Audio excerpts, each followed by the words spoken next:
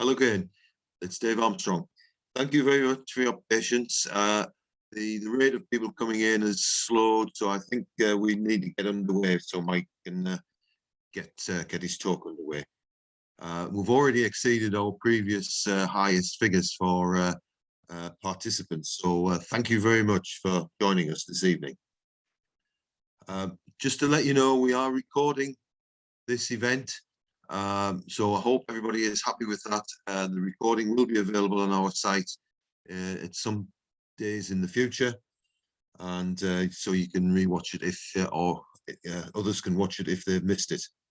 So thank you for joining us on the talk with Mike, how to identify a Roman road. I'll introduce Mike. What can I tell you about Mike?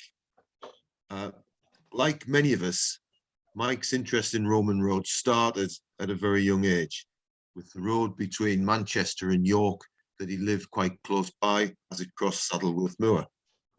He went on to study architecture at Cambridge, but as a Yorkshireman, he is a man of many parts, with experience of graphic design, publishing, and is a noted equine artist.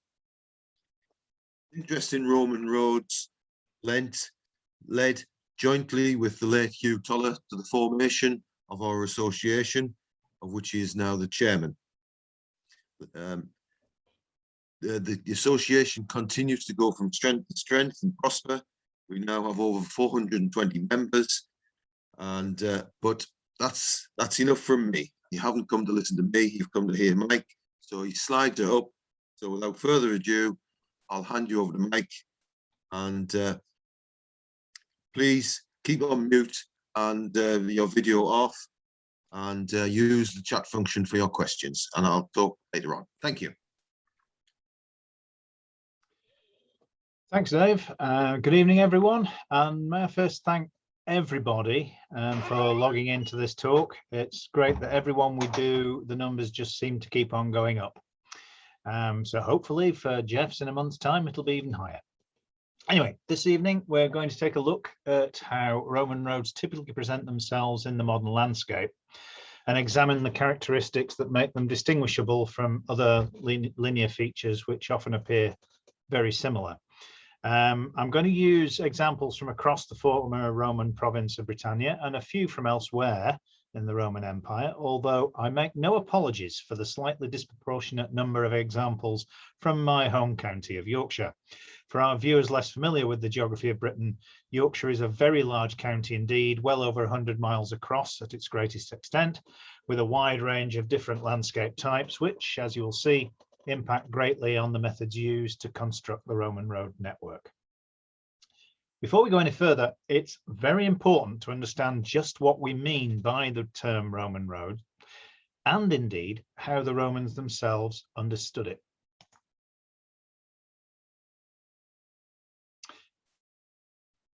Much of what we know about Roman law comes from the Digest, or Pandects, a compendium of juristic writings compiled in the early 6th century AD by order of the Byzantine Emperor Justinian to help codify and reduce all Roman laws up to that time. There are several entries that relate to roads and transport, but only a few concern us this evening. In Roman law, a way that was only suitable for the passage of pedestrian traffic, in other words, a footpath in modern parlance, was termed an iter. If it was wide enough for a beast of burden, it was defined as an actus, and if wide enough for passage of a wheeled vehicle, it was defined as a via. I'll use via as the common parlance these days, even though those who know Latin know it should really be via. The laws of the 12 tables, which were created in about 450 BC, defined a minimum width for a straight via of 8 feet, which was increased to 16 feet on a bend. Furthermore, there were 3 legal classes of road, defined as public, that's via publicae, private, via privatae, and local. For some reason, my screen is not working as it should be. Just bear with me here. We are getting there. The entry that supplies this detail was written by Gnaeus Domitius Annius Ulpianus, mouthful usually known as Ulpian, in the late 2nd, early 3rd centuries AD. As he mentions, the Greeks called public roads royal roads, and many public roads were known by the public by the names of the men who instigated them. For example, the Via Flaminia is named after the Roman censor Gaius Flaminius, who built it in 220 BC, hence the term Via Consulares. We could look at these in modern British terms as public roads representing all A roads and a few B roads, with local roads, Via Vicinales, serving only local function, generally linking villages and small towns, with private roads, the Via Privatae, linking private estates to the rest of the road network. And for our purposes, we're primarily looking at public roads, especially as the other two classes rarely exhibit the typical indicators of Roman construction, which we'll look at later. That's what was going wrong. Somehow I've got an extra click in. I do apologize, you didn't see the translation when you were supposed to. I'll just hang on a sec so you have a chance to read that bit of Ulpian, and apologize again for the slight cock up. I'm sure it won't be the only one. Okay, moving on. Right, in order to understand how surviving roads might appear today, it's crucial to gain an accurate understanding of how Roman roads were planned, set out, and constructed. Let's tackle construction first. If you were to try Googling Roman road construction, then you will get a result something like this, with plenty of excellent illustrations at the top of the page. Let's look at a specific example. We're going to have a look at that one there. It's from the website of a Hungarian company which specializes in geotechnical investigations. In this beautifully created illustration, you can see clearly how the road was constructed in a series of layers. The website then goes on to describe the construction method, which begins by digging a deep trench, at least 3 feet, that's 90 centimeters deep, and then leveling and compacting the foundation soil. 4 layers were then added: the statumen, rudus, nucleus, and pavimentum at the top, sometimes termed the summum dorsum, along with dressed stone curbs and a nice even camber to throw the rain off. This is just one illustration from the web, but there are many, many more, including Wikipedia, which all tell pretty much the same story. It's very precise, it's very detailed, and with regards to the construction of most Roman roads, not really supported by the archaeological record, beyond a very few examples in or close to Rome and other major Roman cities. There are 3 issues with this model. How did it become entrenched in popular belief, if it's in fact incorrect? Well, the supposed use of the 4 named layers that you've just seen, statumen, rudus, nucleus, and pavimentum, the excavation of a deep trench, the application of a paved stone surface, those are the 3. The first one, the 4 layers, the instruction for this can be found in the mid-1st century BC work, De Architectura, by the Roman writer, architect, and civil engineer Marcus Vitruvius Pollio, commonly known as Vitruvius. The method he details is extremely well described, but let's be very, very clear. Vitruvius never wrote about road construction. He was actually writing about domestic flaws, at the very least, flaws related to architectural construction. So, how did the misunderstanding come about? In 1617, this chap, Nicolas Bergier, was commanded by the French king, Louis XIII, to undertake a study of all Roman roads, which resulted in his publication, The History of the Great Roads of the Roman Empire, which was the first ever detailed study of Roman roads. Unfortunately, being able to find a classical work that described road construction in detail, Bergier turned to the Roman architect Vitruvius and promptly confused the meanings of pavimentum, i.e. floor, with the French pavé meaning paving stone or paved road. And he applied then the Vitruvian layers to road construction, despite the fact that in his 5 years of solid research, including excavations, he was never able to find a single Roman road that actually matched the description. The error has been recognised for an extremely long time. For example, Thomas Codrington noted it on page 8 of his Roman Roads in Britain in 1903, yet the myth is still perpetuated to this day. It even gets to here in the first 2 pages of this work, Roadwork Theory and Practice, which is the classic textbook for BTEC and MBQ students, indeed for anyone involved with modern road construction and repair. Once such myths become established, they're extremely hard to debunk, no matter how hard I may try. All this is not to say, however, that Roman roads weren't constructed in layers. They often were, including in many cases the use of mortar or forms of concrete, but there was no definitive system, and the number of layers could be one or several. Neither, as far as we know, was there a standard set of names for the layers, nor was there likely to be, since construction was adapted to the terrain and available materials. We'll return to the issue of construction layers along with other road features later on. As you can see from the dimensions given in the illustration, the myth has also perpetuated the belief that a very deep trench of at least 1 metre was always cut. And this belief of a deep excavation trench for road foundation derives partly from the dimensions which Vitruvius gave, but also from a poem by Statius, written circa AD 95, which praises the building of the Via Domitiana. The road, which branched off the Via Appia, was commissioned by the Emperor Domitian to make the journey from Rome to the port of Pozzuoli easier and faster. In his poem, Statius describes the digging of a deep trench for the road material. Unfortunately, this has led to the unsubstantiated assumption by too many modern writers that all Roman roads must have been built that way. The assumption totally ignores the fact that Statius was only describing the road at all because it was out of the ordinary, even outstanding, not because it was at all typical. What's more, Statius doesn't specify any depth or mention any layers, and he quite probably embellished his description in order to avoid incurring the homicidal wrath of the increasingly paranoid Emperor Domitian.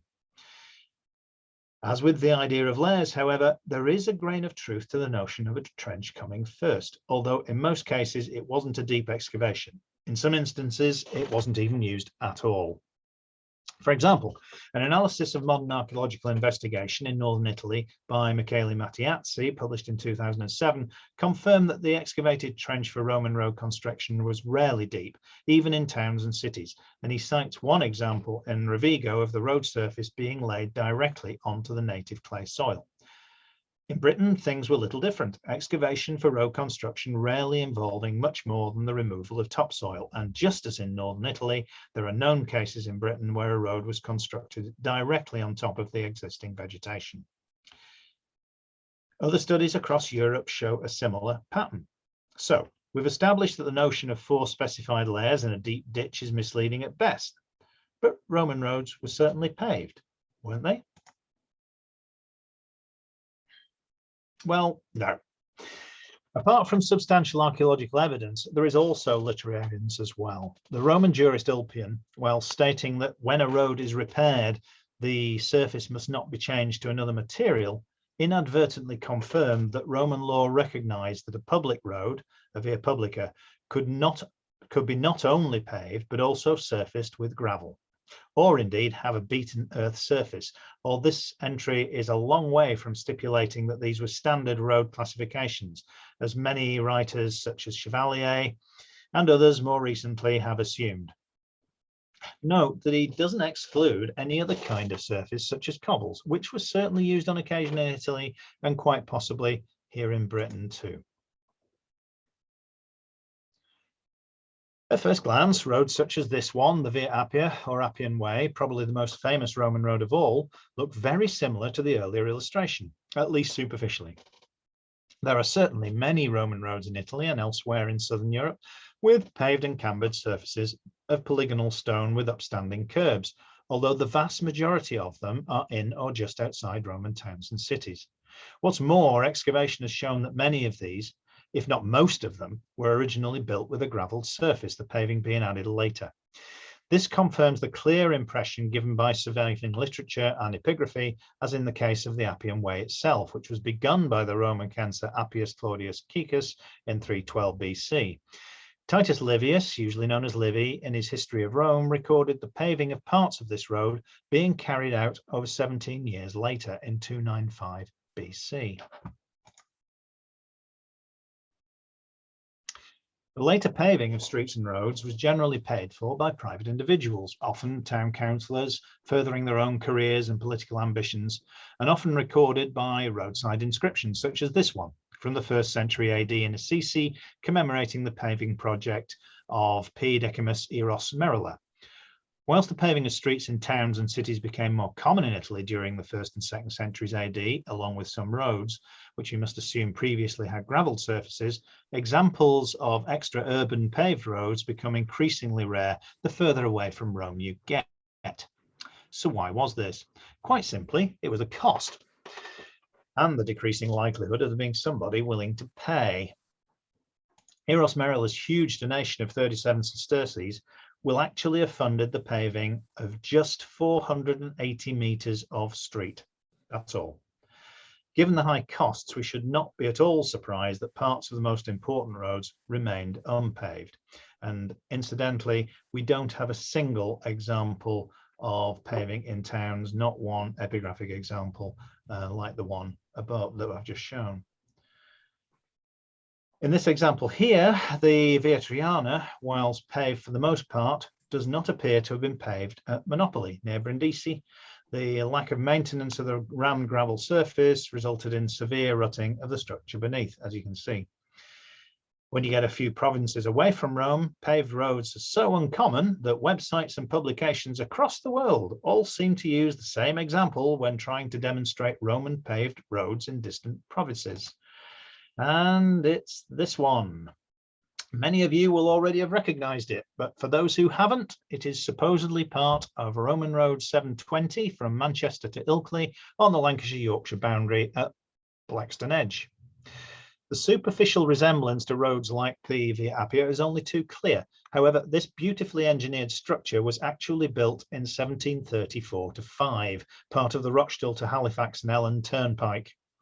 It only remained in use for 30 years, so that by the end of the 19th century, its builders had already been forgotten and claims to a Roman origin started to appear.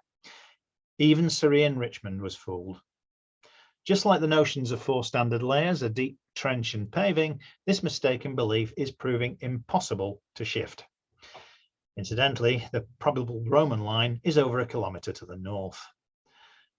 Back in the real world, there is not a single provable example of a truly paved Roman road in Britain outside of towns, forts or settlements, although as in Italy, there are a few with possible cobbled surfaces.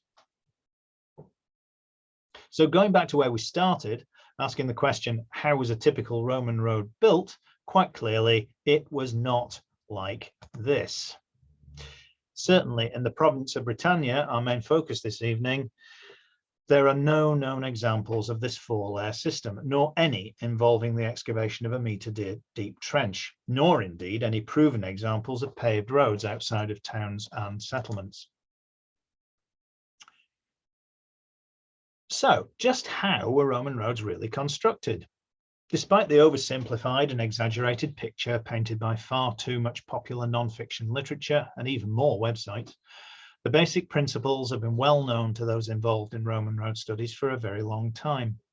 Indeed, in 1570, the Italian architect Palladio, in his work 4 Books on Architecture, gave an account of 2 methods of Roman road building in Italy, both of which appear pretty accurate. One is described as simply a mound of gravel raised somewhat in the middle. The description of the other more closely resembles paved roads similar to the Via Appia, but with one difference. The latter has 3 divisions, of which Palladio provides us with a plan. The middle is paved with polygonal stones, it's there, closely jointed with raised curbs, there and there, on the side lanes or margins, half the width of the middle, being covered in sand and small gravel. Please excuse my awful attempt at translating 16th century Italian. I couldn't find a translation online quickly. According to Palladio, those on foot travelled on the middle road with horses on the side roads, and the curbs kept the two apart. He made no mention of wheeled traffic. As we'll see shortly, extra-urban Roman roads in Britain all appear to fit Palladio's first category, being built on a mound we usually term an agger, which is Latin for mound. However, whilst not paved, we're beginning to appreciate that many roads may also fit his second description, with side lanes for horses, although this hasn't been fully appreciated until quite recently, and it seems increasingly likely that this was actually a standard form used across Europe, possibly beyond. It's unfortunate that Palladio's observation has gone largely unnoticed by modern scholars, particularly in Britain. Incidentally, you might wonder why horses needed a softer surface. Quite simply, the Romans did not have horseshoes as we know them, so a softer surface avoided damage to hooves. I nearly said shoes. There was a device usually termed a hippo sandal, but these were not suited for any horse travelling faster than at walk. Experimental archaeology has shown this.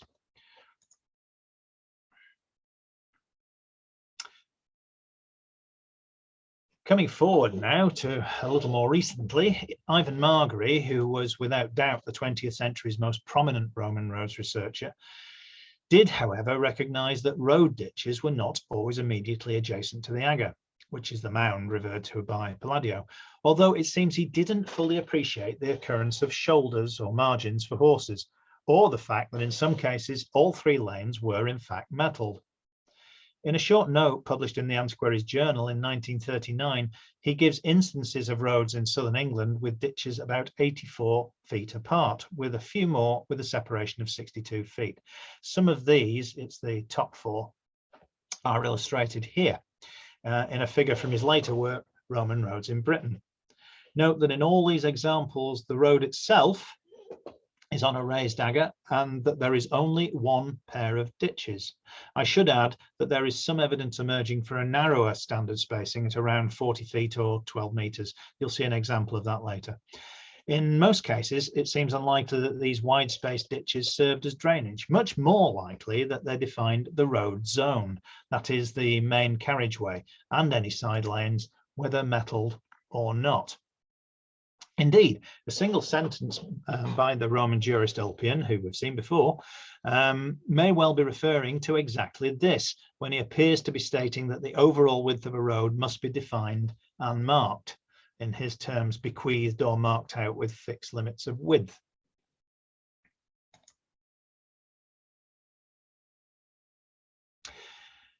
And here we have two examples of a softer shoulder or margin for horses. In the first one on the left, the rammed gravel surfacing of the agger is visible there at the bottom of the shot, with the shoulder at the top. In this case, the shoulder is actually clay. If any proof were needed for the function of these margins, the excavation here by Pontefract Archaeological Society actually revealed surviving hoof prints in the clay. Those are those impressions that you can just see there. The second one is an excavation we conducted in 2019 in truly appalling weather on Deer Street, the main Roman road north from York. This photo demonstrates how arrangements can change with time. It's a bit difficult to see, but hopefully you can all make it out. The original road, which is the agger in the center, you can just see the raised clay there, which is the base of the agger, had a shallow scoop ditch, that very shallow impression there to one side immediately next to the agger. At a later stage though, the ditch was filled in with clay and cobbles.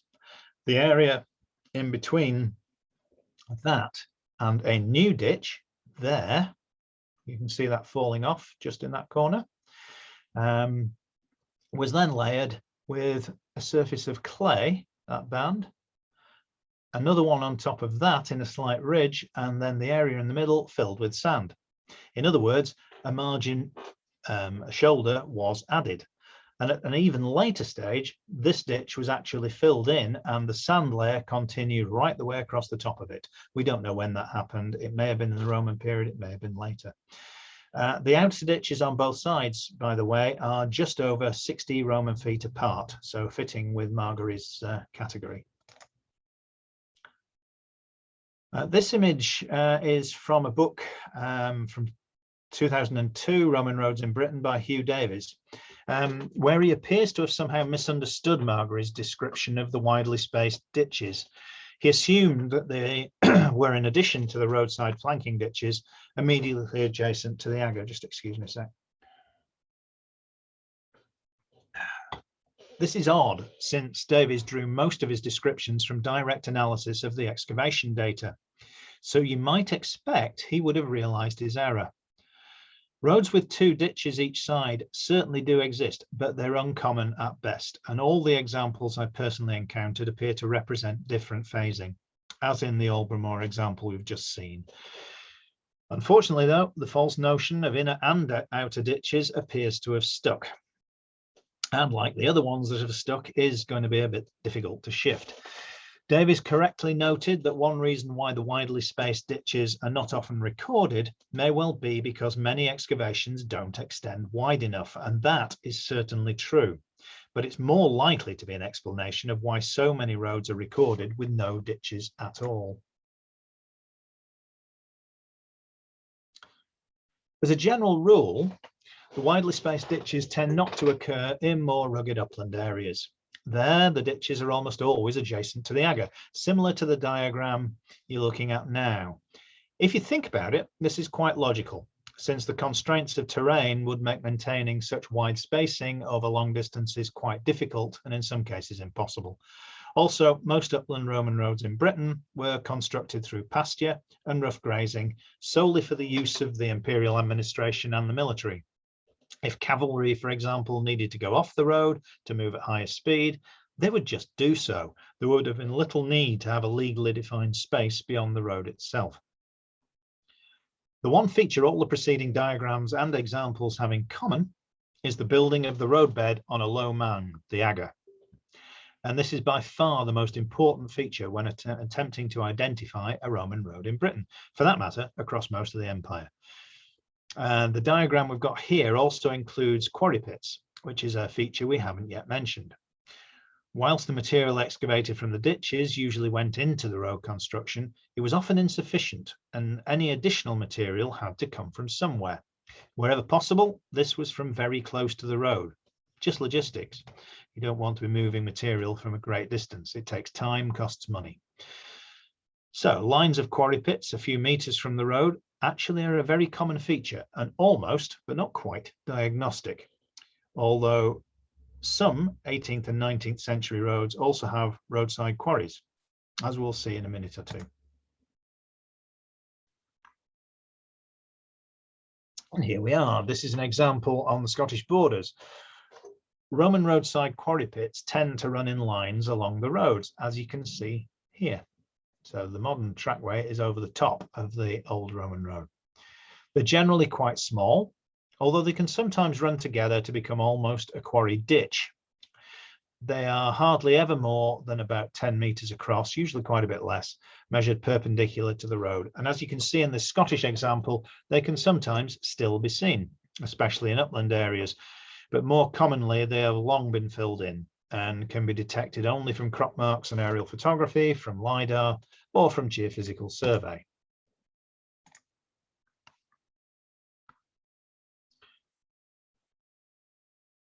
Roadside quarry pits tend to run in lines along the roads. They are generally quite small, although they can sometimes run together to become, I've just read this, haven't I? Sorry about this, it's gone onto the same annotation. I don't know what happened there, I had to click it 4 times. Right, we're back where we should be. Aerial photography remains one of our most useful tools. The crop marks here reveal lines of pits on clearly marking the course of 2 Roman roads. There's one and there's the other. Both are probably built to give access to quarries and timber for the construction of the nearby fortress at Inchtootal. That worked first time, thankfully. As hinted at before, however, roadside quarry pits were dug alongside much more recent roads as well. This image is derived from lidar data. For those not familiar, lidar stands for light detection and ranging, involves firing a series of rapid laser pulses from an aircraft and measuring the time taken for the returns. This enables a very accurate digital model of the ground surface to be created by measuring the distance from the aircraft to the ground. It's even possible to cut out vegetation and buildings, and by exaggerating the vertical axis, features that cannot be seen on the ground can be made to stand out, making it a technique ideal for archaeology. And if you're interested in seeing how important lidar is to Roman road studies, I suggest you watch the first of this current series of talks, David Ratledge's talk, and just see what he's achieved with it. In this particular case, we're looking at a site in Northumberland near Hadrian's Wall. Thanks actually to Dave Armstrong for pointing this one out to me. You might be forgiven for thinking that any quarrying here is probably Roman, and some probably is, but the area we're interested in isn't. That's that area there. The military road, which is still in use today, was built to provide a link between Newcastle and Carlisle following the Jacobite Rebellion of 1745. South of Howstead's Fort and on a slight ridge next to the 1758 road are a series of small quarries with worn trackways and sledways. There's one there you can just make out, leading down to the road. Whilst we can't be certain that they were for supplying road material, they certainly can't be earlier than the road. Now contrast these with the next slide. Also a lidar image from Cornwall. This road is a recent discovery, identified both by myself and quite independently by volunteers for the Understanding Landscapes project, which is led by Chris Smart from Exeter University. The quarry pits on this road are quite clear and quite discreet. While similar in size to those on the military road, their character is, as you'll see, quite different. Those are the discrete ones down there. They're not as sharp because they become filled in over time, whereas the ones on the military way are quite crisp. Note how at one point up there, a larger quarry has been opened up. It actually looks as if it's a series of pits that have joined together but have been enlarged. The fact that it's still linear running along the road rather than spreading back from it still suggests it's of the Roman period and not more recent. I'm going to show you another one. This time using a different technology. This is part of a gradiometer plot which was carried out by Roman Roads Research Association volunteers last year. A gradiometer, more often called a magnetometer, measures minute variations in the Earth's magnetic field, which are created by buried features such as the fills of ditches and pits, making it ideal for confirming the former presence of a ploughed out Roman road, as in this case. The quarry pits appear slightly smaller than those in Cornwall, but are equally diagnostic. Both Roman Road 729 and Roman Road 280, which join there, so that's 729, that's 280 coming up there, have been known for a very long time, although neither are visible on the ground. They've been largely ploughed out. The remains of their ditches are about 19 metres apart. That's just over 60 Roman feet. So diagnostic of a Roman origin. However, big surprise was this one in the middle, which we didn't know existed, and we have no idea what its function was or where it goes. This previously unknown, slightly smaller road presents itself in just the same way as the other two, with rows of quarry pits, and in places you can see the ditches. Its ditches, however, are 12 metres apart. This is the example I promised that I would show you earlier on of a possible new class. There are a couple of other examples of it. One near Aldeburgh is another. As we saw earlier, though, the one consistent feature of almost every Roman road in Britain and elsewhere is the raised agger. The aggers on some of the well-known roads are often quite large, as with parts of the Foss Way, Stane Street, and the Roman Ridge, the local name for the Roman road from Doncaster to Tadcaster. Sorry, I had to get Yorkshire in again. This very old photo of the Foss Way clearly shows how the very high agger is built up in a series of layers. And that one at the bottom is quite probably the original build. Unfortunately, it used to be assumed in roads such as this that all the layers were contemporary, part of the original build, and Margery unfortunately drew the same conclusions. However, more modern archaeological analysis shows clearly that they represent successive rebuilds and repair, the original aga being just the bit at the base. In this shot, which is a section across a road within the Roman town of Camulodunum, Colchester, the sides of the upper phases of the road unfortunately been removed by modern construction activity, those bits there, but you can clearly see the build-up of successive layers, and crucially the original aga, which only stands about a foot high. That's that bit right at the very bottom down there. Everything else is built up as that's needed repair. The next one, quite different to what we've seen before, is across fairly gentle terrain near Carnarvon on the Welsh coast. You can see clearly how a shallow scooped trench has been excavated, with the aga then built from a single layer of a crude but effective mixture of large and small stones packed in a matrix of earth and gravel, laid between two curbs of larger stones. The upper part of the aga, which is now gone, was probably redeposited topsoil and turf. It's been lost to the plough long ago. Note that there are no obvious ditches. You can't see any trace of them on either side. I would suggest that there may well have been some substantial distance to the side, given that this is in quite low-lying territory. And another example, again, quite different. This road on the main road north from York, it's the same one that we excavated 2 years ago, except this is a few miles further south. It's an area of deep glacial deposits with stone very hard to find, and to avoid having to move materials long distances, they've stripped the topsoil off, removed some of the underlying clay, then puddled it and put it back. And you can see that redeposited clay layer there. That provides a nice solid base for the aga to adhere to, and the entirety of the aga is made from gravel. And another one, again quite different.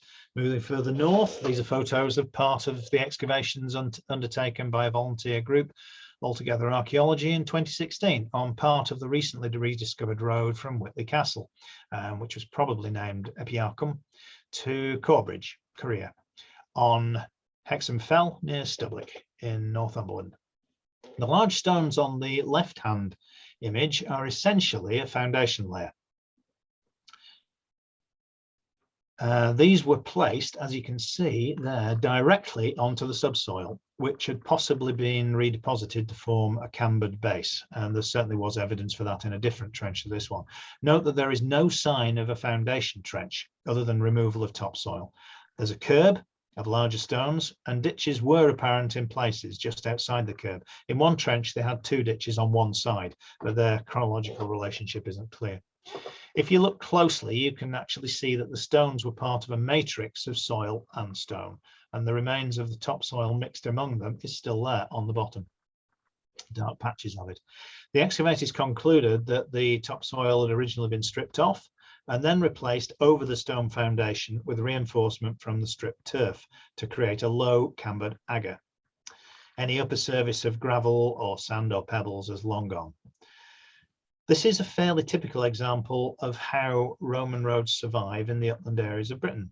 Stone, being readily available, was used for a solid base, then a shallow aga of relatively light construction above that. They were not intended for heavy traffic, serving the local needs of the administration and the army. It's worth noting that despite a popular belief to the contrary, amongst far too many archaeologists, I have to say, a large stone foundation such as this one is actually very uncommon. Only 26% of the excavations that Hugh Davis collated revealed such hard bottoming.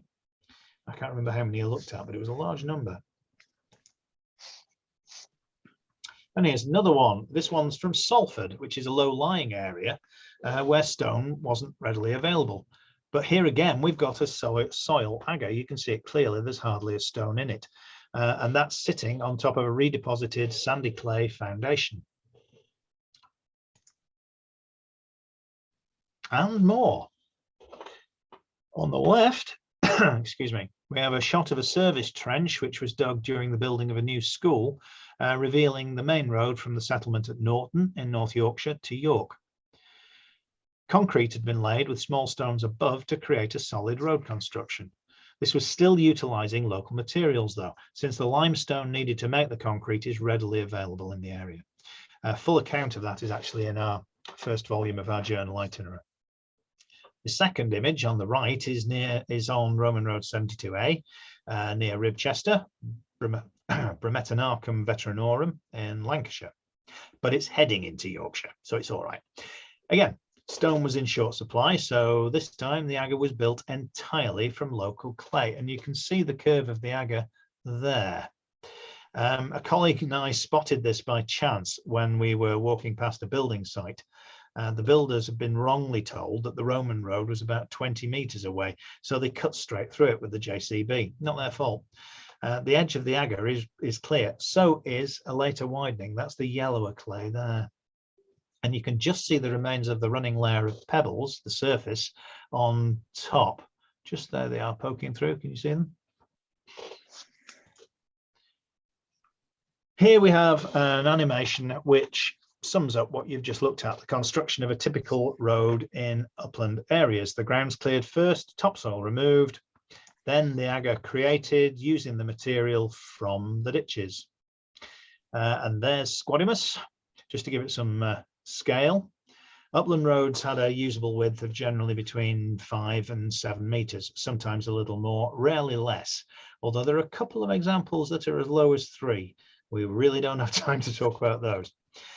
There are occasional variations, such as when a road had to be terraced to run across a slope. In such cases, there was often only a ditch on the upslope side. There are also a few possible instances in some hilly areas of southern England where shoulders or side lanes were retained on the slope by running them as individual terraceways. Again, we don't have really time to look at that. Moving on to typical lowland construction, it's becoming clear that a substantial number, probably the majority, had widely spaced ditches.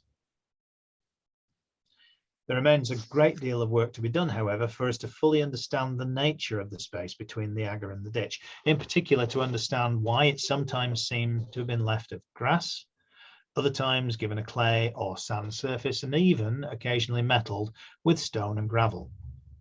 Neither do we yet understand the significance of the apparent standardized differences in ditch spacing.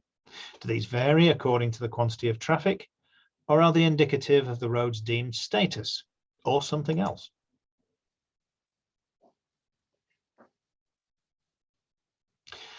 We've now examined briefly how the myths about road construction came about and looked at how Roman roads were actually built.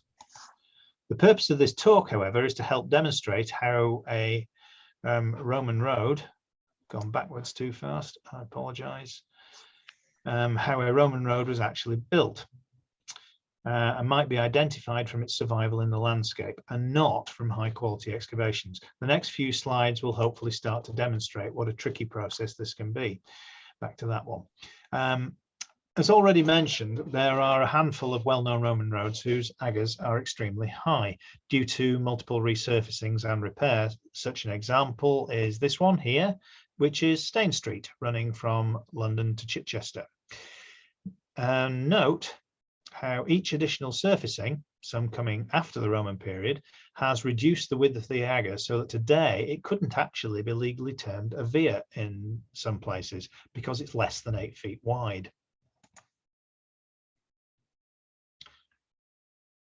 Now we get quite a little bit less impressive. This one, which is at Badbury Rings, has a slightly less pronounced agger, but one which is still clearly visible. Incidentally, as you get further on, this road virtually disappears, and others that join it are now hard to see, if at all, on the ground.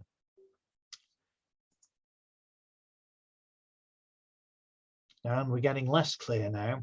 And this is actually more typical of what you can expect to see on grassland. A buried agger can be extremely hard to spot. You can see that mound there. This is Roman Road 54 near Bristol. Hard to spot unless you know where to look. The AGA has often been spread by centuries of erosion and by ploughing, so that it just survives as a broad, shallow mound like this one. On occasion, though, even though they're tricky to spot on the ground, they can be seen a little bit better from the air, as this one, which is on Roman Road 712 from Manchester, climbing the hill into Yorkshire. This is the road that Dave mentioned in his introduction that set off my interest, obsession, if you like, with Roman roads. This is taken from one of my drones, the AGA, which is running up the middle there, the ditches either side, and a line of quarry pits up the edge there. It's more of a quarry ditch, can all be seen. The sharp-eyed amongst you will also notice that the features appear to stop there, halfway up the hill. Actually, it doesn't. It's the road changes direction and goes off here to head to that little nick on the horizon. That nick is a cutting, which is driven by Roman engineers through the sandstone outcrop on the top of Stanage. Cuttings are another diagnostic feature, although of course they have been used to ease gradients on many more recent roads, as they still are today. Cuttings can sometimes be very slight, just easing out sudden changes and variation in gradient, but at approaches to water crossings can often be very obvious indeed. This example remained unrecognised for years until the correct course of Roman Road 72A near Addingham, that's near Ilkley, was recognised a few years ago. The cutting today is still over 4 metres deep in places, although the bridge abutment, which was down there, to which the road was descending, is now long gone. Note that all the previous examples are on pasture land, where there's been no ploughing with powerful modern machinery. On arable land, even if the foundation and ditches of the road might survive, modern ploughing has usually removed so much of the AGA that a Roman road can no longer be seen when stood at ground level, although we still do have a couple more weapons in our armoury, as we'll see.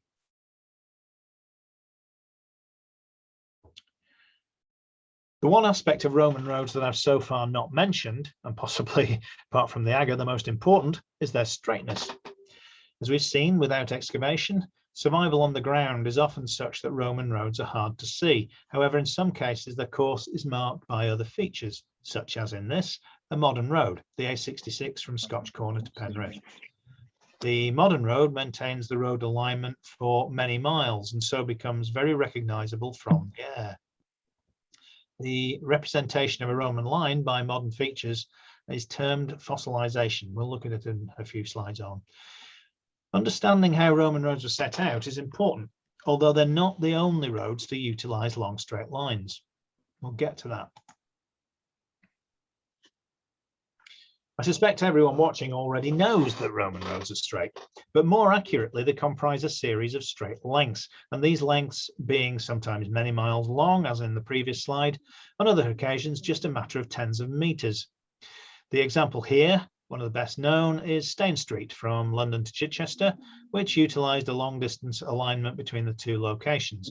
If you want to know more about long distance alignments, LDAs, I suggest you watch Rob Entwistle's talk from earlier in the series, which is now on our YouTube channel. Note that the road as built deviated quite substantially from the main alignment to avoid difficult terrain, but was still constructed in a series of shorter straight alignments laid out prior to construction by surveyors. Those alignments usually change direction on prominent high points in the landscape, often termed sighting points, although in many instances alignments also changed near river crossings, as in this case there at Pulborough. Not all roads utilised LDAs, however. Indeed, in the uplands, very few did, since the possible routes were severely restricted by terrain. The old idea of Roman roads keeping arrow straight, cutting through everything in their path, is far from true. And we're back to Roman Road 712, if it appears. There it is. Here, this is near Scout Head. The surveyors abandoned a direct alignment from Manchester. That's the alignment ends about another 300 metres that way. They were now forced to work with the terrain. Anybody who knows the area will understand why. The road first appears as if it curves around the hillside.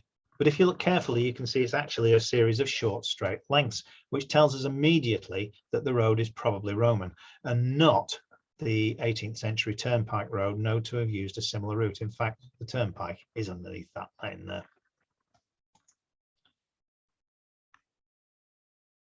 As with any set of rules, though, there are always exceptions.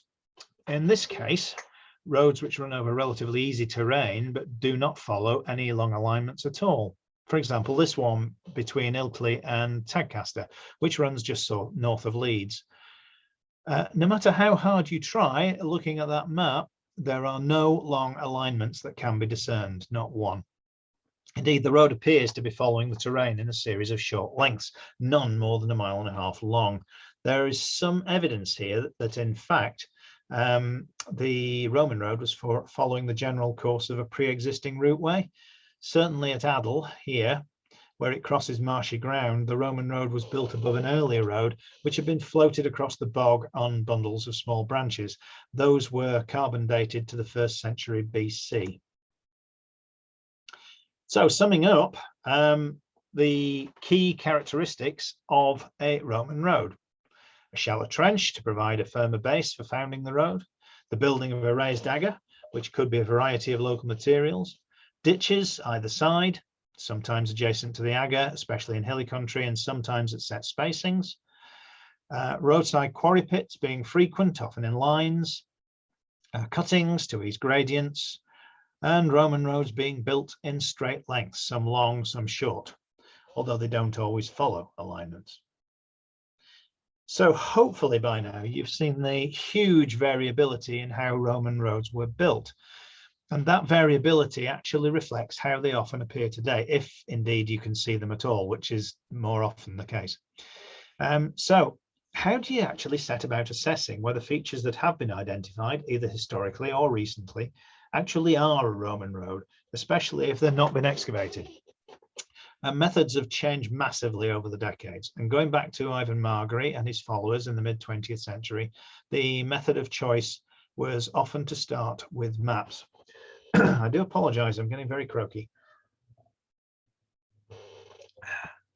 I also apologize that due to the few cock-ups, we are going to run slightly over. I hope that's okay for everybody.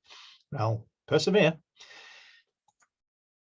Back to Margary and his maps. In this illustration, Margary is showing a fictional example where the Roman line is being followed by a series of modern features: modern road, field boundary, right across here, parish boundary, hedgerow, one length of surviving agger hidden in a wood.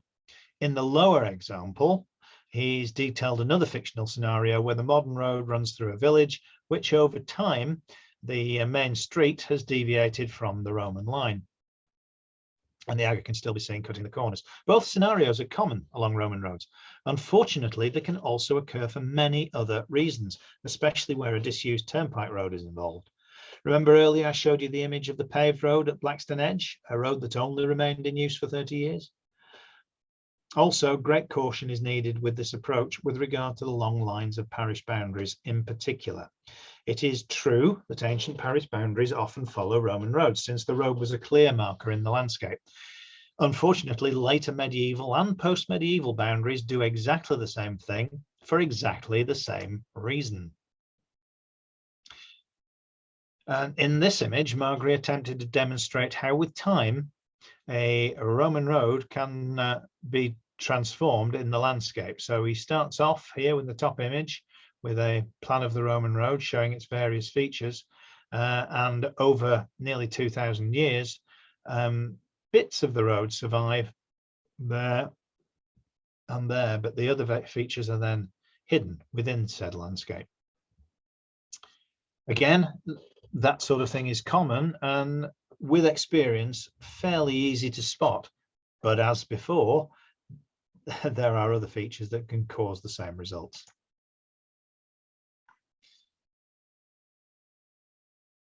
Now, for example, with regard to parish boundaries in particular, in the 1960s, the Ordnance Survey listed a possible Roman road. They called it RRX 14.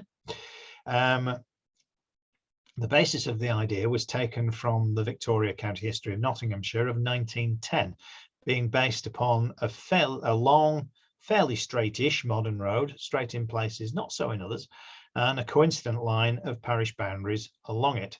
And we're going to look at a section of that. And here's an early 1-inch OS map. And the road we're looking at, this is the line that the Victoria County history was suggesting was Roman here. It's not actually straight, it's on a big long curve, but it is a smooth line. The road to the south of Apley Head there is actually very straight. It's also noteworthy in Ranby, which is here. Can you just see that there's a dotted line? That's the parish boundary cutting that corner. The road has deviated into the village, but the parish boundary goes straight on. And that was the basis of this idea that that could well be a Roman road. It was exactly the sort of thing Margaret illustrated. And there have been occasional papers written since. But no evidence ever found until earlier this year, when one of our members, Tim Jeffrey, who I know is actually watching, so hi Tim, he spotted a linear feature on lidar, which he suspected might be part of this road. Over the course of a few weeks, Tim and I spent some time tracing the feature further on lidar, when it became very clear that it was indeed a Roman road running through Ollerton via Clumber Park to Blythe, as suggested in the Victoria County histories. In fact, it runs from the fortress at Osmondthorpe to the fortress at Rossington near Doncaster. What was also clear, however, is that whilst the modern road represents it closely north of Ollerton to Clumber Park, it is not followed by the modern road between Clumber Park and Blythe. It actually maintains a much straighter course there. And that is precisely it. It's a single alignment from Apley Head all the way to Blythe. The modern road doesn't appear to have ever been a turnpike, and whilst it was certainly in existence by the mid-19th century, its general layout doesn't suggest an early origin. So it's a bit of a mystery when it was built. There aren't enough bends and kinks for it to be early. Turnpike or not, the point is made. The next slide shows part of our lidar evidence. Excuse me. Now this is the bit that Tim spotted. If you look carefully there, you can see the modern road, which swings round in that direction, but the Roman line keeps straight on to that point where it changes alignment and then heads off all the way up there to Blythe. The line of the Roman road is very, very clear on its way to Blythe Churchyard in one alignment. But that doesn't answer the question. How do we identify a Roman road? How can we be sure that's a Roman road? It's essentially the same process that Tim and I used with this road and its probable extension that runs southeastwards into Lincolnshire.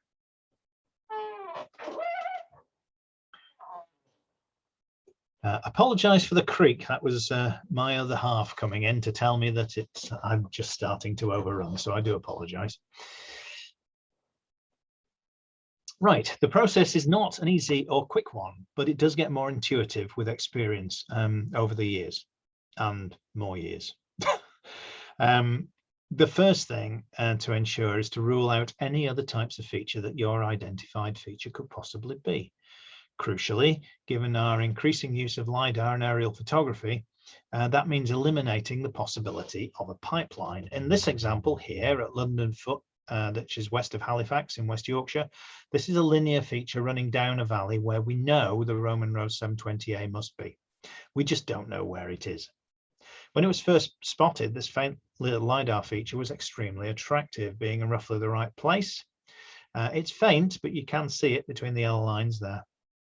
And at a glance, it appears to be a low mound between two slight depressions, possibly ditches.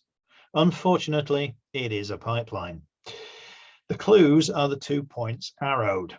If you look very carefully, the feature very, very subtly changes alignment at these points, one being a junction of two lanes, the other a field boundary. Since neither lanes nor boundary would have been there in the Roman period, it's logical that the feature can only change direction because those modern features were there when it was built, meaning the feature must be modern, and indeed it is. It's a pipeline.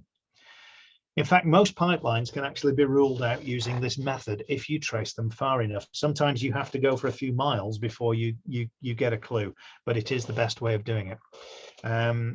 If you can't find that, they should still be checked out on the ground, as most, but not all, are marked with modern markers where they cross roads. Turning quickly now to turnpike roads, which we've already mentioned. We have to rule out any possibility that a feature we identify could be a turnpike or an 18th or 19th century road, such as a straight occupation road, for an enclosures ward example. These are the characteristics of a typical turnpike road, and the similarities to Roman roads are marked, although there are subtle differences if you read through the list. Because we're late, I'm not going to go through it in detail. We've already seen with the Clumber Park to Blythe example how easily people have been fooled in the past, even if they were on the right lines. First, you need to make sure that your feature does not cut through recent field boundaries or other features. This requires doing something known as map regression, which is essentially working back as far as possible to find out when field systems were created and to see if your feature might actually appear on an early map to give a clue as to its origin. Then you need to ensure you've checked the local historic environment record held by your county council or unitary authority. You need to search for the specific features just to make sure it hasn't been spotted before, but also you need to look at late Iron Age and Roman sites and features which may relate to it. For example, does the line of your road cut through any late Iron Age or Roman settlements or field systems identified in aerial photography or geophysics?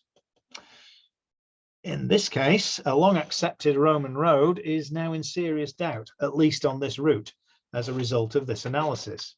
You can see where the road was supposed to go, but the settlement, this settlement here, we know from surface finds, a lot of surface finds, was almost certainly occupied throughout the Roman period, in which case a Roman road would show cutting through it, and it doesn't. So we can be pretty sure the Roman road does not go where it's supposed to go. Indeed, its very existence is now actually in doubt as a result. Next, you need to assess the features' relationships with other potential Roman road features, i.e. do several fall on precisely the same alignment. This was the case with the road that Tim discovered. I'm just going to show you a quick map now so you can get your bearings. This is our new road, Tim's new road, and that's the relationship. That's the road from Lincoln coming up to Doncaster, so you can see the relationship between the two. We're going to look at a point just about there on that red line. The map shows the route of the road we identified. You'll see the road is marked in red where it's certain, pink where it's probable, and dotted where it's merely possible. This all depends on the weight of the evidence we've got. And here's the bit we're going to look at. There are 5 adjacent features, all of which appear to underlie the modern field system. A, B, C, and D are cuttings. That's that one, that one, that one, and that one, whereas E, that short bit there, is the vestigial remains of a length of agger. On their own, they might not seem especially convincing. However, a few hundred meters further south, on precisely the same alignment, a length of Roman road was discovered during development a few years ago. Now, if we'd not checked the HER, we wouldn't have known about that. But this fact confirmed without doubt that these features are in fact a Roman road. On the same alignment, we could then trace the road on lidar all the way back to the fortress at Osmonthorpe. Clearly, assessing relationships with other lengths of road and 2 known Roman military sites was fairly straightforward in this case, but it is not always so. How, for example, do you assess the likelihood of 2 straight features in the middle of 2 fields being a Roman road? If, say, they're 150 meters apart, or as much as 1 kilometer or more apart. Clearly, if close together, they're likely to be part of the same feature, but if they're distant, the fact that they align may be nothing but coincidence. This is just one example of the difficulties involved, particularly for the less experienced. Indeed, how do we assess any of the many types of road-related feature that we've examined in this brief lecture? In an attempt to solve this problem in 2020, I developed a key, which was published in our journal, Itinera, in a paper entitled Classifying with Confidence. And if you're a Roman Roads Research Association member, you can get that on our website for free. The aim of the paper was to enable anyone to take a feature and assess its likelihood of being a Roman road, with results given which are either certain, probable, possible, or unrateable. And believe me, quite a few turn out to be unrateable.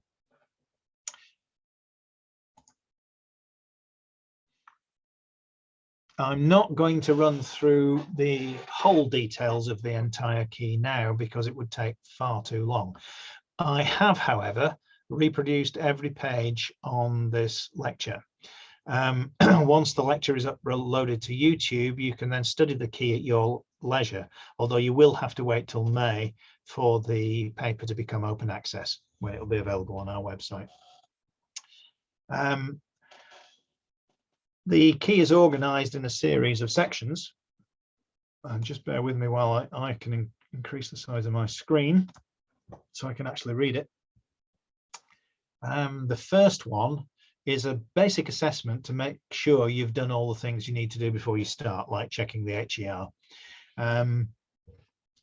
Then we move immediately on to the physical evidence. And as you can see, it's a logic key. You answer a series of questions, answer yes or no, and those either take you to another question or to another section. In some cases, like there, it says go to section C. That's section 7C, sorry. That section deals particularly with hypothetical lines or projected lines. Alternatively, it might actually give you a conclusion, as in that one, where the status through that route is known. That's a certain line.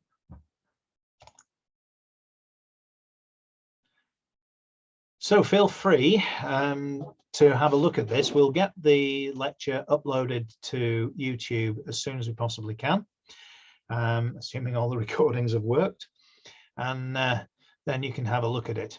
I'm very, very conscious of the fact that I have already substantially overrun, and I am losing my voice. Somebody will say, oh, that's a blessing, but excuse me. Very quickly then, we run through physical evidence that have no evidence of road material. We run through relationships with other Roman roads. We have to assess relationships with nearby Roman sites, relationships with medieval and post-medieval agricultural features, relationship with other nearby road segments. Those are very, very important, as we've already seen. And then finally, we look at bridges, fords, ferries, zigzags, curves, and fossilized road lines and projected hypothetical road lines. In other words, we cover absolutely every possibility in this key. It might seem a little bit onerous to go through this for every small segment of road, but with time it becomes more intuitive, and actually this process here is only what I and several other researchers do when we're looking at any road automatically. We don't need to use the key. We've been doing it for years. When I put the lecture together, my aim was to try to start with what most people think they know, and then by demonstrating the reality, illustrate just how complex a problem determining Roman roads can be, especially without the benefit of excavation. My key is really the final piece of the jigsaw, being primarily aimed at ensuring that when Roman roads are marked upon maps, a true assessment of the weight of evidence has been carried out unmarked. Far too often I see Roman roads in archaeological publications marked on maps where there's no evidence for them whatsoever. I'm not going to name any names. My paper, Classifying with Confidence, as I've said, will be made fully open access on our website in May 2022. And that, finally, is that.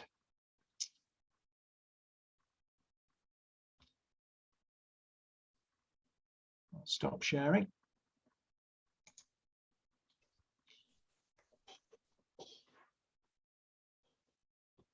Okay, Mike, thank you very much for that. That's been very interesting. I'm seeing comments already about how good the presentation's been, and appreciative comment. So I do have some questions that have been forwarded to me from the chat room. So if it's okay with you, Mike, I'll start putting these questions to you.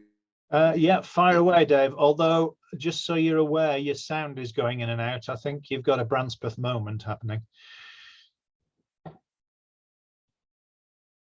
Oh dear.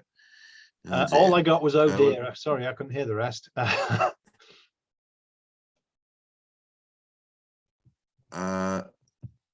Okay.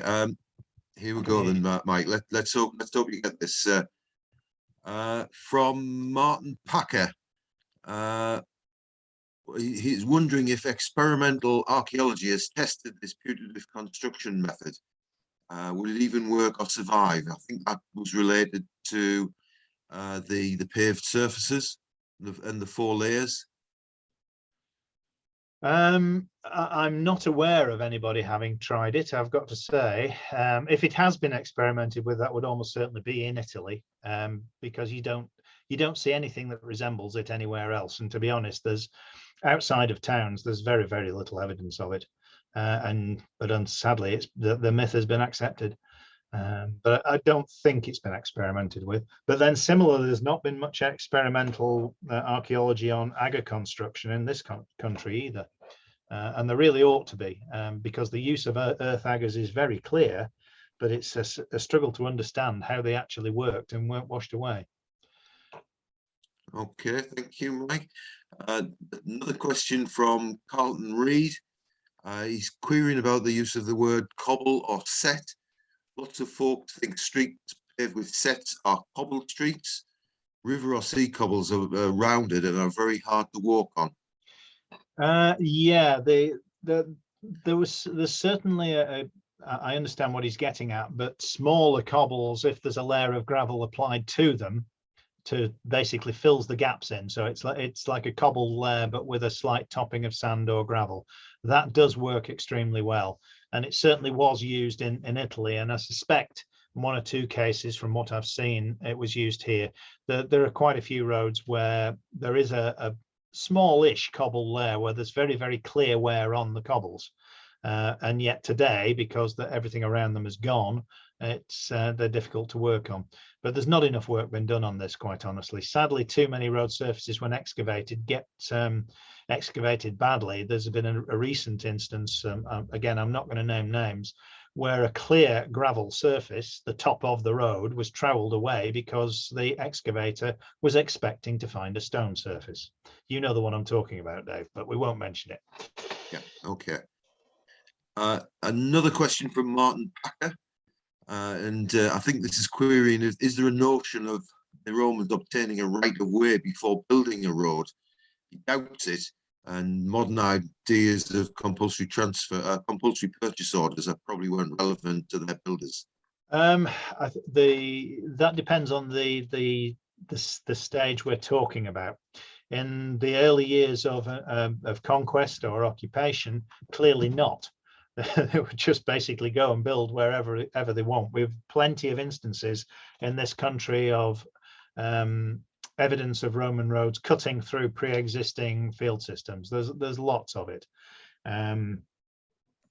However, once the province has been established and a permanent administration established, then it's in their interest to work with local people, and I suspect there've been more cooperation, but we don't have any evidence of this country really at all.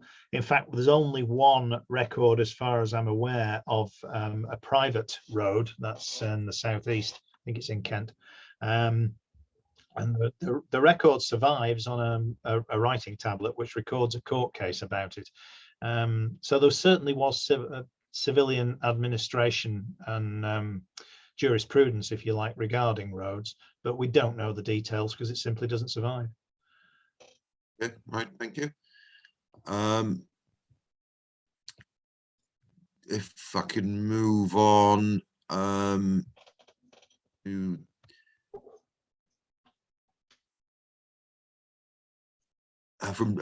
question from David Breer, who's managing his maintaining his 100% record of asking questions every seminar.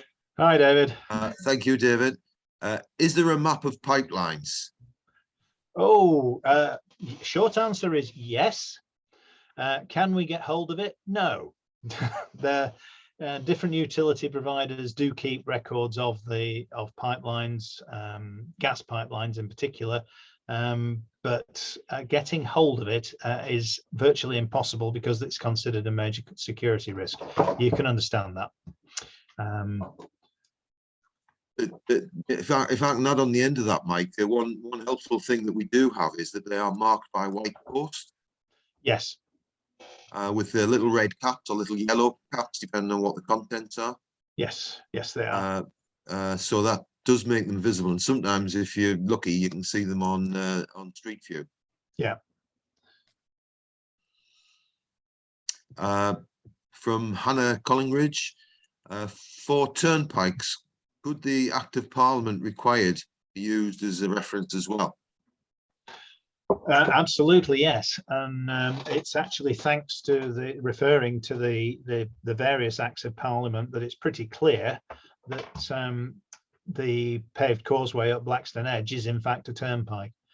Without the survival of those, we wouldn't have been able to work that out. But it's very, very clear now, the sequencing of roads there, thanks to the various acts of Parliament that were involved. So the short answer is yes, it can. The more research you can do, the better, and really until you've got conclusive evidence one way or another. The next question is from Jim Smith, and it's could the wide vias be the equivalent of droving roads? I think that's the against the three carriageways, Mike. Yeah, the short answer is I suspect so. The example we excavated at Albermore Farm, as you saw, at one point the outer ditches were filled in and the sand extended all the way over. That created two very, very wide bands of sand, and it doesn't really make much sense unless they were being used as droveways.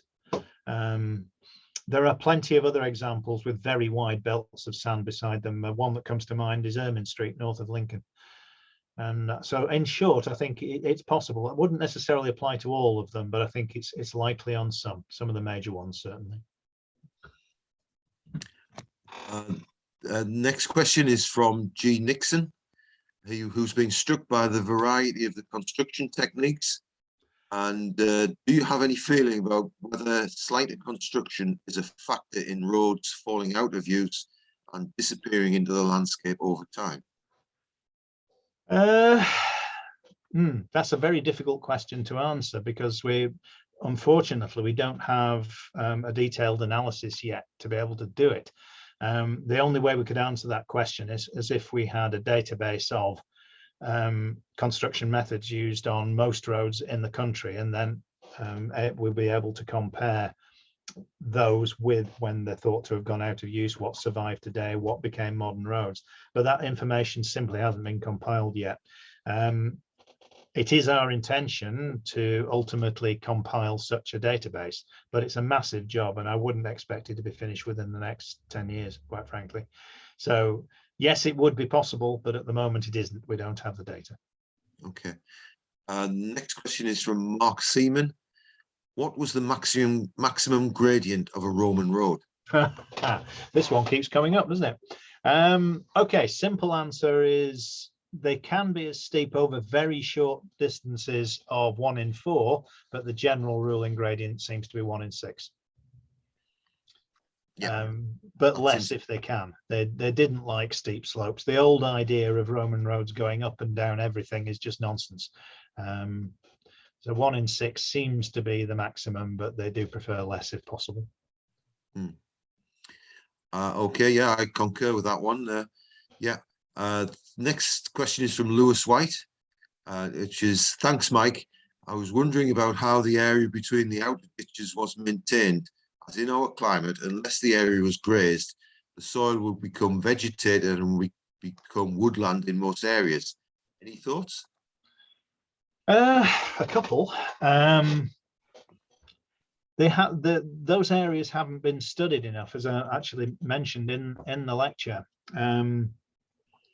We do know they existed. We've got enough examples to know they existed, but because they've not been studied properly, whilst it's suspected a lot of them were still grass, I can't actually say that with a great deal of certainty.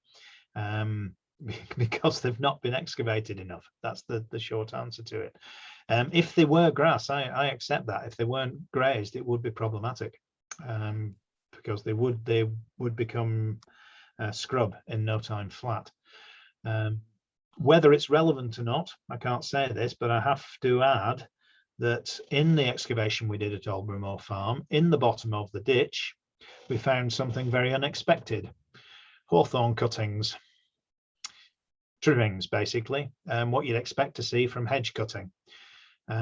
What that actually means and which side of the ditch that any possible hedge was on, we honestly don't know, but they were clearly cut and they were clearly hawthorn in the bottom of the ditch. It may have some relevance, but I can't honestly say. The likelihood probably is that the majority did have sand or clay surface of some sort rather than grass. But there is some evidence in one or two places. I'm desperately trying to think of an excavation which concluded it was grass, but I can't remember which one it was. It'll come to me, hopefully, by the end of these questions. Yeah, well, the questions are still firing in, Mike. So oh, they always do. I'm going to need another glass of water. I think I'll. Oh, thank you. You're welcome. And I'm sure you'll be. And you're sure you'll be heading towards something a bit stronger later on. Quite possibly. Okay, the next question is from Ian Sass. I hope I'm pronouncing that right. Does the association maintain a national map of roads that are deemed proven? Thank you very much for a very informative talk. Oh, I'm glad you liked it. The short answer is not yet, but we're working on it. And we need to work on it a bit faster because it's becoming an increasing problem now. If you have anybody who does, any members who read my paper, Classifying with Confidence, I do actually discuss the issues that are caused by the sheer number of varieties of different maps that are used, because there isn't a definitive one. And places like the Digital Atlas of the Roman Empire, which you might expect to have a definitive map, it is actually from Margary 73. So it's nearly 50 years out of date. But we are working on it, and we have some plans to hopefully speed things up so that we can get a reasonably definitive map out within the next couple of years at the most. It needs to be done. Okay, thank you. Next question is from Barry Tyra. Are there any examples of unfinished roads, i.e. roads with proven gaps? Sorry, can you say that again, Dave? I didn't quite follow that. Are there any examples of unfinished roads, i.e. roads with proven gaps? Yes. There. Oh, he's put me on the spot. Yes, there is. There's one in the south somewhere, and again, I'm desperately trying to remember where it is. It's not in Yorkshire, so how am I supposed to know? No, so joking apart, yes, there is one, but I cannot for the life of me remember where it is. They're certainly not common, that's for sure. We do have one or two stubs, and these are quite interesting. Whether they're unfinished or not is a bit of a good question. There's one I can think of in Lincolnshire, which branches off Ermine Street and heads to the Lincolnshire Wolds. It gets to the foot of the Wolds and then appears to just stop. It doesn't seem to go anywhere. And yet, if you go up to the top at that point and you look on lidar, you can actually see a system of sinuous trackways that are fanning out from that point, which makes you wonder if they were private roads via private, but there was a public road which linked to them to get agricultural produce off the Wolds. But we don't know. It does actually stop, but I wouldn't want to say it's unfinished. There's another one in Yorkshire which runs due east from Norton, south of Malton, and it does exactly the same thing. It goes to the foot of the Wolds and appears to go no further, although in this particular case the land at the top is so heavily ploughed that there's no trace of any trackways left. It's gone. Whether they were there or not, I couldn't actually say. So those are two in the north that I can think of which go somewhere and appear to stop, but I suspect they actually don't. I suspect they're giving access to private roads at the top of the hills. further south, though, there is one. And again, I'm hoping it'll come to me by the end of this Q&A, and I'll be able to finish the question. Okay, next question is from G. Nixon. Did turnpike and military road construction consciously model themselves on Roman techniques? The similarities are remarkable. The similarities in some cases are remarkable, and I think the short answer is generally sort of, rather than a straight yes. There was certainly an influence of Roman construction, without any question. Okay, thank you, Mike. From MW, many thanks, Mike. Very clear presentation.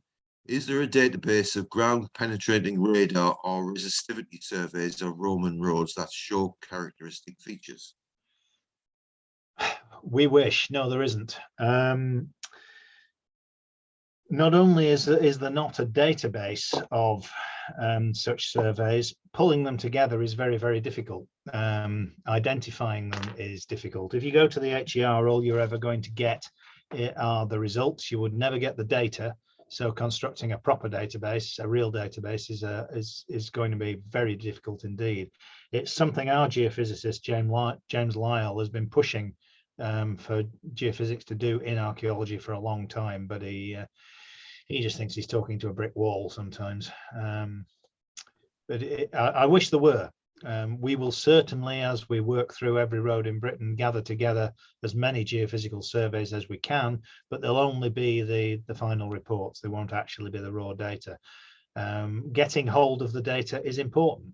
As time moves on, technology moves on, and the ability to process goes with it. We recently reprocessed data for Roll Manor Roman fort, which was surveyed, goodness, when was it? 90 something, 96 was it?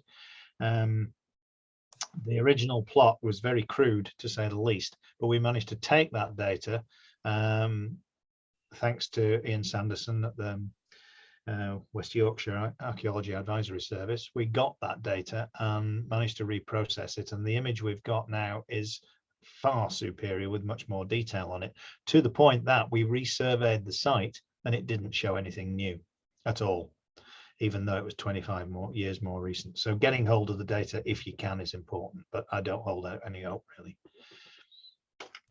Okay. Sorry to sound so negative about it. Thanks, Mike. From Lewis White, the idea of thorn hedges lining the road seems very sensible. Could the thorns have lived on, reflected in the place names such as Kingsthorne along Roman roads? I was waiting for somebody to say that. There was an idea in the 18th century, a very popular one in the early 18th century, that Thornton as a place name was indicative of a Roman road. There's not a lot of evidence to support that, but the idea was basically the same, was similar. Blackthorn, it was referring to, rather than Hawthorne. Blackthorn is, I'm sure some of you will know this. If you ever get blackthorn established on land, you can, near as damn it, not get rid of it. It's impossible stuff to shift. And the idea was that the tract of the Roman road, as it became disused, would get populated by hawthorn. It wasn't agricultural land. No one would look after it. Blackthorn, sorry. And then the blackthorn would just spread and spread and spread, and hence the thorntons crop up along it. Whether that's true or not, I don't know. Possibly hedging along the side could have had the same effect. It needs a place name study. There are several other place names that need a thorough GIS study conducting, but to the best of my knowledge, it's not been done with Thornton or any thorn place name for that matter. It's a good idea, Lewis. Yeah. Oh, well, there's a follow-up from Lewis here as well. Lewis White again, regarding the walls and other bare chalklands like South Downs, maybe the well-drained soil allowed carts and people and horses to take random routes over the scarp slope landscape once they reach the foot of the chalk hills. That's certainly possible in the Downs. Less possible, I would argue, up the side of the Wolds. Simply too steep, really. Just to go randomly up without any sort of made road, I think it would be far too steep. The two that I mentioned, crikey, the slope up Setterington, straight up Setterington Bank must be about 1 in 3 in places. Yeah, you're just not going to do it without a made road zigzagging up the hill. It's just not possible, and the Lincolnshire one isn't much better. Okay, Mike, I think that is it. That is the last of the questions. Oh, that's less than you got. Oh, that's no good. How can I do less than you? That's not fair. Maybe your talk's been more clear than mine was. Can I speak? Can you hear me? I can hear somebody. Yeah, it's Bev. Bev. Oh, hi, Bev. I'm no good at chat. Can I speak? Yeah, go on. You're the last one. Why not? Right. Well, I've got 25 points to make. Right. Oh God. Yeah, for a second there, I took you seriously. No, I really have, but I'm not going to give them all. Can I? Well, first of all, the idea of giving permission to roads. There is a survival. I can't remember what kind of a thing it is. Probably a document of some kind in North Africa, where in fact there is a legal case of a permission for a road being, no, it's compensation. That's what it is. Compensation being given by the road maker to the landowner. Right. I was not aware of that, Bev. Yep. Well, it is. It exists. Moving on swiftly. If you find the reference at some point, could you send it to me? Because I'm trying to make a catalogue of these things. Right. I will try to remember together with everything else I'm doing. That covers points about finding roads. One thing that I found is, and this is exemplified in a couple of your pictures, is where a road is crossing a field and it may be, likely to be ploughed out or flattened or something. When it approaches the edge of the field, particularly if it's more or less at right angles, you can see a hump in the hedge or the fence. And yes. I've got a number of really good photographs of that, and that's a really good marker when you're not sure about it going through the field. Yeah, you're absolutely right, and it's one of those things I completely forgot to put in and should have done. Right, so there you are. That's one thing. Here's another thing. A way that I do this for finding faint humps is I, hopefully in dry weather, lie down flat, get a colleague to walk on the other side and see if their feet are cut off by the rise. Do you understand? Yes, I do. Yeah. There's a better way to do that with a device which I don't know the name of, which actually will measure very, very small gradations electronically going across a physical feature. Do you know that particular device? It's used locally. Anyway, so there is that device. I can't remember the name of it. No, I can't. I can't remember that. Can I also suggest that when looking for Roman roads, you look at the landscape. You see whether there's a Roman landscape which has Roman finds along it. You have to be sure, as you know, Mike, from my thing, that it's not equally spaced out with Roman stuff, way away from the road. But that is a potential marker. And another point I'd make is that it's very useful to actually think of where the roads are going to. Now, sometimes, of course, the site where they may be going to hasn't actually been discovered. So, but normally speaking, it's useful to look at possible connections between known sites. Yes, that's absolutely true. Although I think there's a great danger in looking for roads between sites, because it can send you up a blind alley for years. An example in the north I can think of, for at least the last 50 years, people have been trying to find a road from Melandra near Glossop to the fort at Castleshaw. I'm 100% sure it doesn't exist and never did, but people keep looking for it. They're just convinced that there's two forts there, not that far apart, therefore there must be a road between them. They're forgetting the point that in a military landscape, which is quite different from yours in the southwest, in a military landscape, the forts were there to protect the road, not the road to link the forts. So you've got to sometimes think about things the right way. I personally prefer to see evidence that suggests there could be a road and then attempt to determine where it's likely to be going or coming from, because it has to come from somewhere, it has to go somewhere. And if you can't come up with a logical explanation as to where it's going to or coming from, then you seriously have to question whether it's likely to be wrong. Can I make one last point? I have others. One last one.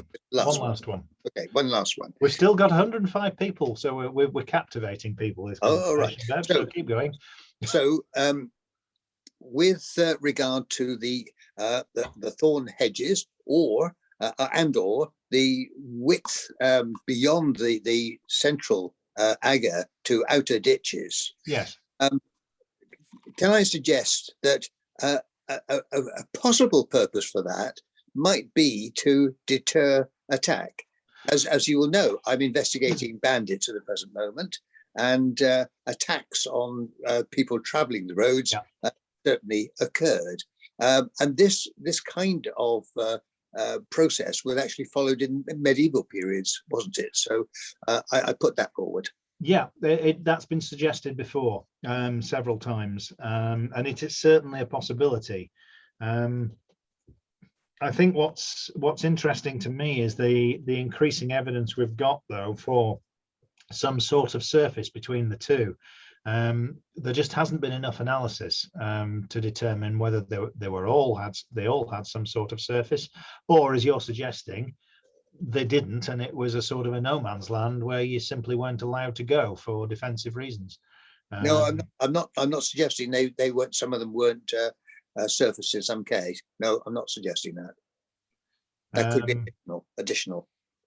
Yes, possible. The problem would be, though, that very often the ditches are so slight they wouldn't serve any defensive purpose. No, but they would mark out the area, so they provide some space. Some warning space. Yes. Sorry, it's a possibility, but we need an awful lot more work to try and understand it. It's certainly possible, though. I suppose if you think about it, a hedge, if you are going to do something like that, a hedge but outside the outer ditch would also make a lot of sense. If you've ever tried forcing your way through a blackthorn hedge, trust me, you only do it once. I have. Nice to speak with you, Mike. Thank you And very much. Bev. Bye-bye. Bye-bye. Thanks, Bev. Thanks for those additional points there. That's been very, very useful. I think if that's it, it remains to me to thank everyone who's dialed in and listened. Thank you for taking part in the association seminar, but mostly to thank Mike for what an informative and interesting talk that he's put on this evening. His lifelong experience of this has been very interesting to me personally, and I'm sure it has to everybody else. The other people I must thank are the backroom team for the seminars. There's a number of people working in the background making all this happen. Thank you very much for what everybody's done. And if there's no more questions, there's lots of interesting comments and thanks coming in on the chat line. I can see, Mike. So I can see them as well. Lots coming through for you. So well done, and thank you from all of us who have listened in. And at that point, I'll close down the seminar. Thank you very much. Thank you. Thanks, Dave.